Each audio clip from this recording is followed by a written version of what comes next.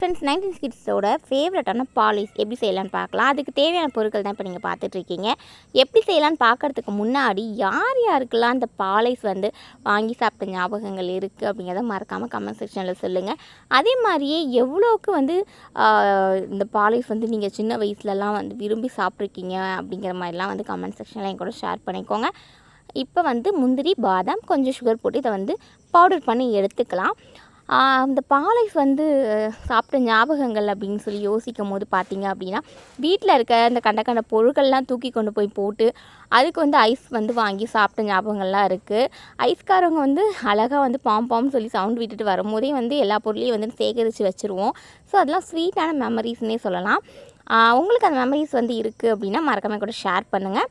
இப்போ பார்த்திங்கன்னா மைதா கூட கொஞ்சமாக மில்க் சேர்த்து நம்ம கரைச்சி வச்சுக்கலாம். இப்போ பால் நான் பார்த்தீங்கன்னா எனக்கு கொஞ்சமாக தேவைப்பட்டனால 1/2 லிட்டர் மட்டும் எடுத்து நல்லா காய்ச்சிக்கிறேன். இது மாதிரி நல்லா காஞ்சதுக்கு அப்புறமேலு இது மாதிரி லைட்டாக பொங்கி வர ஸ்டேஜில் கொஞ்சம் ஃப்ளேமை கொஞ்சம் மீடியமாக வச்சுட்டு நம்ம இதில் நம்ம அரைச்சி வச்ச அந்த பவுடர் ஆட் பண்ணிக்கலாம். அதாவது பாதாம், முந்திரி, சுகர் அந்த பவுடரை ஆட் பண்ணிக்கலாம். இது கூடவே பார்த்திங்க அப்படின்னா கொஞ்சமாக ஃப்ளேவருக்கு வெனிலா எசன்ஸ் இருந்தால் அதை கொஞ்சம் ஆட் பண்ணிக்கோங்க. என்கிட்ட வெனிலா எசன்ஸ் இல்லை, ஸோ அதனால் நான் ஆட் பண்ணல. இது பார்த்திங்கன்னா கொஞ்சம் ப்ரெட் க்ரம்ஸ் இருந்துச்சு, ஸோ அதை நான் கொஞ்சம் சேர்த்துக்கிட்டேன். ஸோ உங்களுக்கு இது தேவைன்னா மட்டும் ஆட் பண்ணிக்கோங்க, அப்படி இல்லைனா ஸ்கிப் பண்ணிடுங்க. ஸோ நல்லா மிக்ஸ் பண்ணிக்கலாம், கட்டிலாம் விழாதபடிக்கு. ஏன்னா ப்ரெட் க்ரம்ஸு கொஞ்சம் டக்குன்னு கட்டி ஆகிடும்.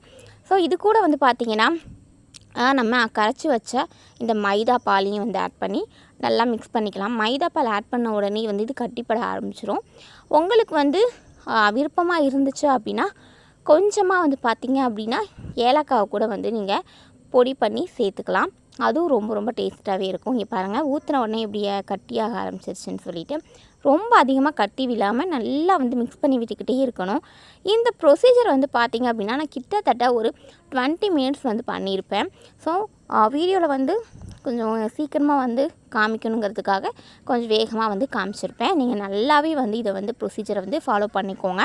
இது பார்த்திங்கன்னா இந்த ஸ்டேஜில் பபுள்ஸ் வரும் மேலே, இது மாதிரி வர அளவுக்கு அதை நல்லா நீங்கள் மிக்ஸ் பண்ணி விட்டுட்டு ஃப்ளேம் லோலே வச்சு செஞ்சு எடுத்து இது மாதிரி மிக்ஸி ஜாரில் போட்டு நல்லா பல்ஸ் விட்டுக்கோங்க. எப்படின்னு கேட்டிங்க அப்படின்னா பல்ஸ் லோலேருந்து ஹைக்கு அது மாதிரி வச்சு நல்லா ஒரு 10 டைம்ஸ் அது போட்டு அது மாதிரியே போட்டு பல்ஸ் விட்டு எடுத்துக்கோங்க. அப்போ தான் நமக்கு நல்லா அந்த க்ரீமி டெக்ஸ்சர் கிடைக்கும். ஸோ நீங்கள் சும்மா சட்னி அரைக்க மாதிரி இல்லை பொடி அரைக்கிற மாதிரி டக்குன்னு